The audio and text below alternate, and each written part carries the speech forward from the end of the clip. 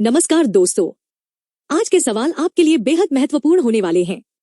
इन सवालों में स्वास्थ्य, बैंकिंग, न्यायपालिका, विज्ञान और उत्तर प्रदेश से जुड़े महत्वपूर्ण करंट अफेयर्स शामिल हैं। सवाल ध्यान से सुनिए, जवाब सोचिए और देखते हैं कि आपका स्कोर 10 में से कितना रहता है। तो चलिए शुरू करते हैं। पहला सवाल, अंतरिक्ष विज्ञान से जुड़ा यह सवाल बेहद महत्वपूर्ण है। इसरो द्वारा विकसित किस नए कम्युनिकेशन सैटेलाइट का प्रक्षेपण हाल ही में प्रस्तावित है?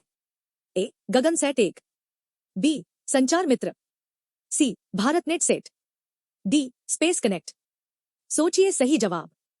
सही उत्तर है गगनसैट 1। व्याख्या, इसरो ने देश के संचार नेटवर्क को और मजबूत बनाने के लिए गगनसैट 1 के प्रक्षेपण की पुष्टि की है। दूसरा सवाल, रक्षा क्षेत्र से जुड़ा यह सवाल महत्वपूर्ण है। हाल ही में खबरों में रहा अभ्यास 26 किस क्षेत्र से संबंधित एक संयुक्त सैन्य अभ्यास है? ए. साइबर सुरक्षा, बी. आपदा राहत, सी. पहाड़ी युद्ध तकनीक, डी. समुद्री डकैती रोधी। सोचिए सही जवाब। सही उत्तर है समुद्री डकैती रोधी। व्याख्या, यह अभ्यास भारतीय नौसेना और मित्र देशों के बीच समुद्री सुरक्षा को मजबूत करने के उद्देश्य से आयोजित किया गया है। तीसरा सवाल, अंतर्राष्ट्रीय संबंधों से जुड़ा यह सवाल महत्वपूर्ण है। हाल ही में भारत ने किस देश के साथ डिजिटल हेल्थ सहयोग के लिए नया द्विपक्षीय समझौता किया है? A. Singapore, B. Japan, C. Australia, D. Israel. सोचिए सही जवाब। सही उत्तर है सिंगापुर। व्याख्या, दोनों देशों ने सार्वजनिक स्वास्थ्य बुनियादी ढांचे को डिजिटल बनाने और डेटा साझाकरण को बढ़ावा देने के लिए समझौता किया है। चौथा सवाल, तकनीक और डिजिटल सेवाओं से जुड़ा यह सवाल महत्वपूर्ण है। केंद्र सरकार ने नेशनल लॉजिस्टिक्स पोर्टल के माध्यम से किस सेवा को पूरी तरह पेपरलेस बनाने का निर्णय लिया है? ए. सीमा शुल्क निकासी, बी. रेल माल ढुलाई, सी. बंदरगाह प्रबंधन, डी. सड़क परिवहन परमिट। सोचिए सही जवाब। सही उत्तर है सीमा शुल्क निकासी। व्याख्या, रसद लागत को कम करने और प्रक्रिया को तेज बनाने के लिए सरकार ने सीमा शुल्क निकासी को पूर्णतः डिजिटल कर दिया है। पांचवा सवाल, पर्यावरण और ऊर्जा क्षेत्र से जुड़ा यह सवाल महत्वपूर्ण है। भारत का कौन सा राज्य ग्रीन हाइड्रोजन नीति को अधिसूचित करने वाला पहला राज्य बन गया है?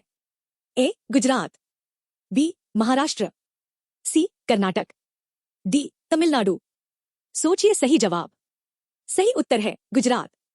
व्याख्या, गुजरात सरकार ने ग्रीन हाइड्रोजन और ग्रीन अमोनिया उत्पादन को बढ़ावा देने के लिए आधिकारिक नीति जारी की है। 5 सवाल पूरे हो चुके हैं। अपना स्कोर कमेंट में जरूर बताइए। अब बढ़ते हैं अगले सवाल की तरफ। छठा सवाल, बैंकिंग और अर्थव्यवस्था से जुड़ा यह सवाल महत्वपूर्ण है। किस भारतीय बैंक ने ग्रीन बॉन्ड के माध्यम से 5,000 करोड़ रुपए की पूंजी जुटाने का लक्ष्य रखा है? A. Bharatiya state bank, B. Bank of Baroda, C. Punjab national bank, D. Canara bank. सोचिए सही जवाब। सही उत्तर है भारतीय स्टेट बैंक। व्याख्या, एसबीआई ने पर्यावरण अनुकूल परियोजनाओं के वित्तपोषण के लिए ग्रीन बॉन्ड जारी करने की घोषणा की है।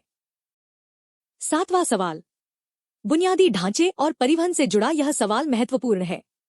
पीएम गति शक्ति के तहत मल्टी मॉडल कनेक्टिविटी के लिए सरकार ने कितने नए लॉजिस्टिक्स पार्क बनाने की घोषणा की है? ए. 25, बी. 35, सी. 45, डी. 50। सोचिए सही जवाब। सही उत्तर है 35। व्याख्या, देश की रसद दक्षता को वैश्विक स्तर तक ले जाने के लिए सरकार ने 35 नए मल्टी मॉडल लॉजिस्टिक्स पार्क विकसित करने का लक्ष्य निर्धारित किया है। आठवां सवाल, उत्तर प्रदेश सरकार की योजनाओं से जुड़ा यह सवाल महत्वपूर्ण है। उत्तर प्रदेश सरकार ने प्राकृतिक खेती को बढ़ावा देने के लिए किस नाम से नई प्रोत्साहन योजना शुरू की है?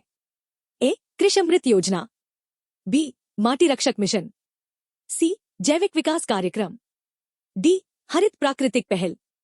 सोचिए सही जवाब। सही उत्तर है माटी रक्षक मिशन।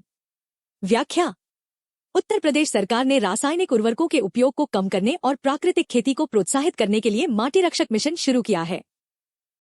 9वां सवाल, स्वास्थ्य क्षेत्र से जुड़ा यह सवाल महत्वपूर्ण है।